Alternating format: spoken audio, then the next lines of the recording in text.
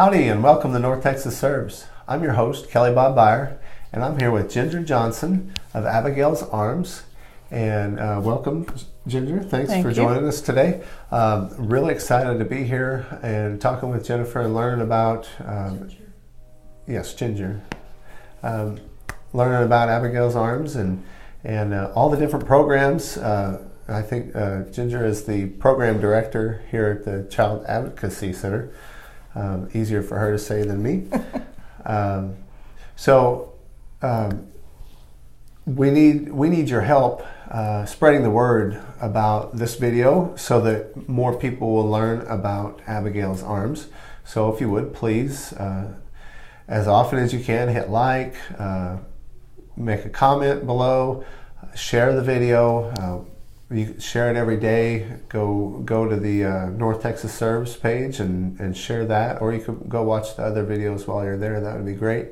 I need you to like the page also, North Texas Serves, because the more people that like it, then the more people get to see all the different organizations we do interviews with. We do one every week. This is the 18th week.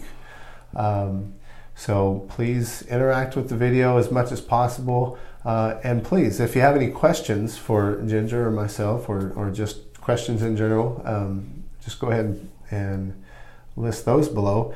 And Ginger, I was telling you a little bit how you got to be selected, or Abigail's Arms got to be selected to be interviewed this week. And that was by people commenting below the name of an organization that helps the poor, lonely, sick, or imprisoned. That's our goal here, is to promote those organizations so that more people can be helped and those needs can be filled here in North Texas. So anywhere in North Texas, you've got an organization that you want to help, list their name below. That'd be great. Ginger, so what is Abigail's Arms? I really like to know how it got to have that name. Okay. All right. Well, thank you for voting for us. I really appreciate that. Abigail's Arms, Abigail was in the Bible. It is a story in the Bible where a woman stood up for her family and her servants against a tribe of warriors and basically advocated for their safety. So we use the term Abigail's Arms, and our logo is actually arms wrapped around the words Abigail's Arms. So just surrounding the family and advocating for safe families, safe homes is really big on our list. Yeah. Do you use the word safe as leading into one of the programs that you're going to tell us about, a SAFE team? Well, we have a SAFE team. It's SAIF, which stands for Sexual Assault Interagency Forensic Team. And that is one of the programs under Abigail's Arms, and it is our sexual assault responder program. So we work with law enforcement and our responder advocates and our SANE nurse, as well as North Texas Medical Center. So if we have a victim who has been sexually assaulted, these people are who are going to be responding out. And so as a team, we tried to put together a protocol that would be very victim friendly and allow us to help them during the chaos and the trauma that's happened to them. Yeah, that's wonderful, because it's a tragic situation. Now, as you said, law enforcement, medical, and counselor also? We do have a contract with a counseling center. Terrell Counseling sees most of our clients. Anyone who we really advocate for our clients to get into counseling. So, and we plug them into that, and that is free to our clients. We provide that for them. Terrific. And that counseling service, they're right here in Cook County? Yes, they have an office here in Gainesville. Yes. Now, what you just serve people in Cook County, or if somebody comes across the river? Our primary focus is victims within Cook County, but like every other agency of our type, when we're full, for our shelter specifically, when we're full, we reach out to neighboring agencies, and they do the same. When they're full, they reach out to us. So we do have clients who come in who are from out of the county, occasionally even out of the state. We've had victims who have called and said, I've picked your agency because my husband will never think to look in rural Texas to find me, and I want to come stay at your shelter. Wow. So we're not going to turn anybody away. Even when we're full, our goal is to make sure that we can find a safe place for them to go. So you have a shelter for... Yes, we have a shelter. That's wonderful. Can you tell us anything about that? Sure. We have a shelter that has 10 rooms. It is not what most people think of when they talk about a shelter. They think of a gym with cots. These are individual rooms with beds for the family. We house each family in their own room. We have a very large double kitchen, encouraging fixing meals together, eating as a family. We work on those family dynamics to help that victim and their children, and we house men. That's something most people don't know. That allows them to, once they move out, be able to sustain their lifestyle and to take care of themselves and be safe and go on with their life without the trauma following them. That's awesome. So we've got the SAFE team, Child Advocacy Center. Yes. We're here. Can you tell us about this? Sure. Well, when we started the shelter, we started looking at the families that were coming in. And we always have more children than we do adults because most of the victims who come in have more than one child. And we really noticed how the children were being affected not only by domestic violence, but by other dynamics within the family.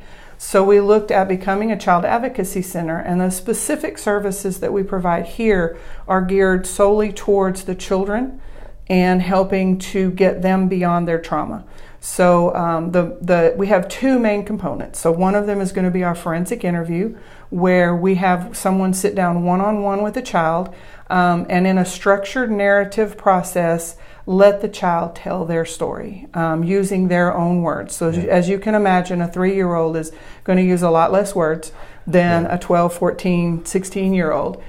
So using it on their cognitive ability, we allow them to tell their story. Those stories are recorded, so the child doesn't have to repeatedly tell their story. They come in, they tell it one time. Law enforcement and CPS use that for their investigation. The second component is our multidisciplinary team. We call that our MDT, and we meet twice a month and we staff those cases. So we get together with law enforcement, the SANE nurses, therapy, CPS, and we say, okay, what can we do to help this family move on? What does the child need, and what does their non-offending caregiver need? So whoever they're with, whether it be their parent, an aunt, an uncle, a grandparent, a foster parent, what does that family dynamic need in order to help that child move on beyond the trauma? Wow, that's really wonderful. Now, there's other programs we need to get to, but how can somebody help? Maybe they just want to help the Child Advocacy Center. Okay. How could they do that? All right. We have a softball tournament coming up in June. So, and that benefits specifically services for children within the agency.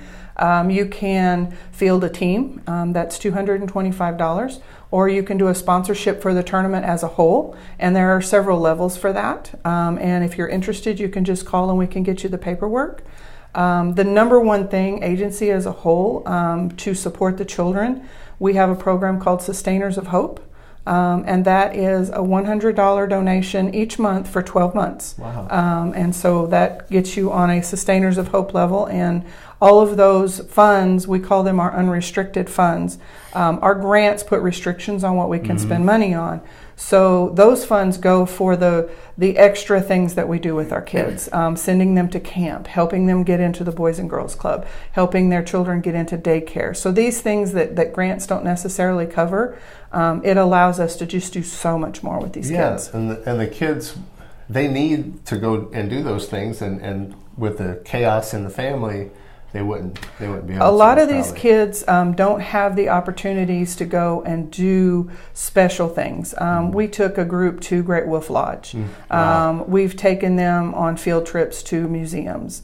We regularly go out to the movies. We've had kids that we've taken them to the movies and they've never been to a movie. Wow. So just allowing them to have those experiences that a lot of us take for granted, that our kids are going to be able to do this, and allowing them to have those experiences as they're learning and growing and mending that family unit.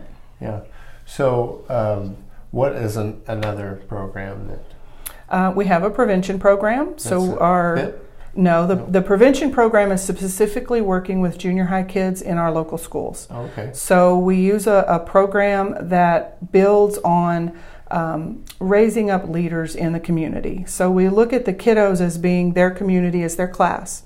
The goal of the program then is as they move up in school, they then become leaders in their school. Gotcha. They become leaders at their college. They become leaders in their communities as adults. So really fostering a sense of anti-bullying, what is consent, all of those little things that build up into giving that child the strength to say, that's not right, how can I fix it? And how can I make things better in my community? Yeah. So. Helping them see what a good family member is. What a good community member is. Yeah, what a good community member is. And folded into that is going to build into, they will be less likely to get into a relationship that would be abusive because they're going to be more willing to say, wait a minute, I deserve better than that. Yeah.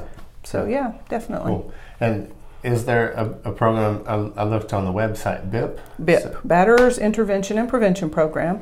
It is the only service that we provide for an offender of domestic violence.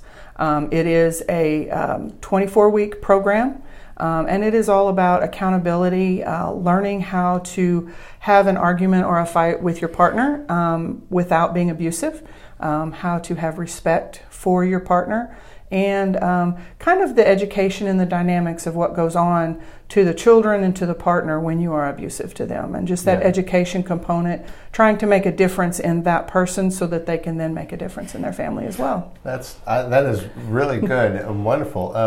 I guess I didn't read enough on that, but that's really neat to try to teach someone who has that tendency or habit of getting physical and teaching them when we started really looking at the dynamics of the families that were coming in, we would see where someone would leave an abusive partner, and then a year or so later we would see another person come in and have the same offender. So if we're going to look at helping the family holistically, we really have to look at how can we help everybody in that family. Even if that family never comes back together, we want to make sure that all the components of that family figure out how to have healthy relationships. Wonderful. So I think that's 4 we talked about. Let's see, the CAC, we have our shelter program. You don't have to stay in the shelter to receive services, so we call that our non-residential program.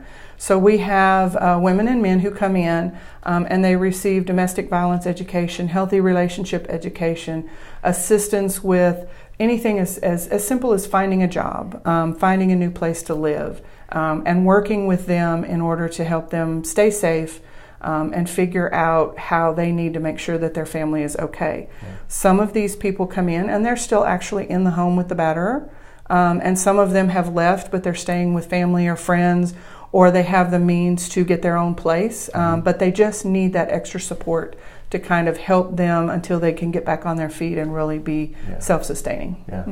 The model that you have over there reminded me of the shelter in Denison. They have, it's a family shelter. It's the family homeless shelter. Right, it's a homeless shelter, and they all get together and cook, and it's really community building. And we do have clients. We have people who come in because we say shelter in our name.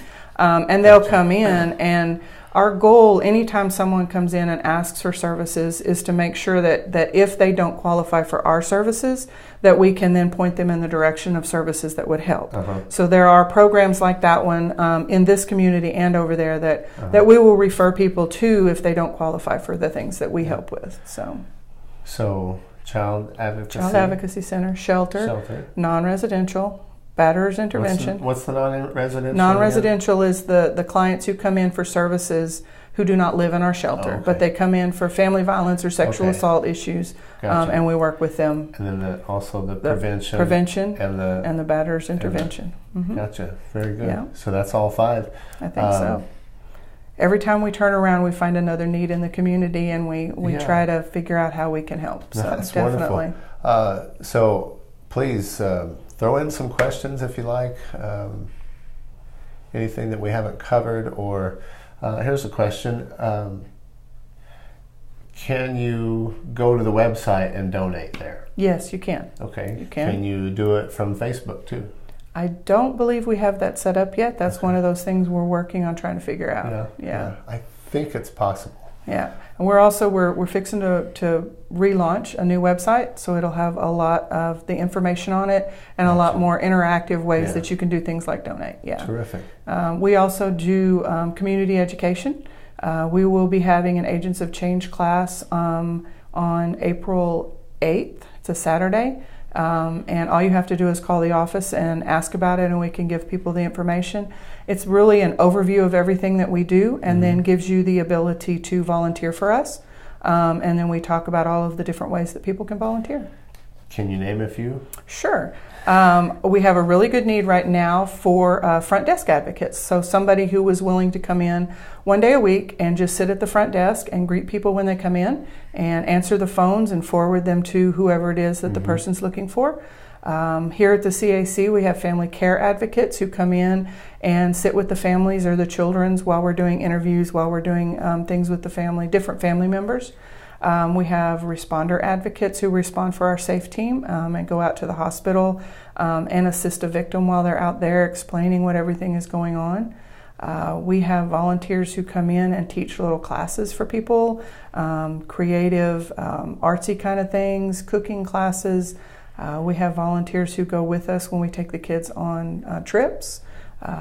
We have volunteers who cook meals when we have trainings.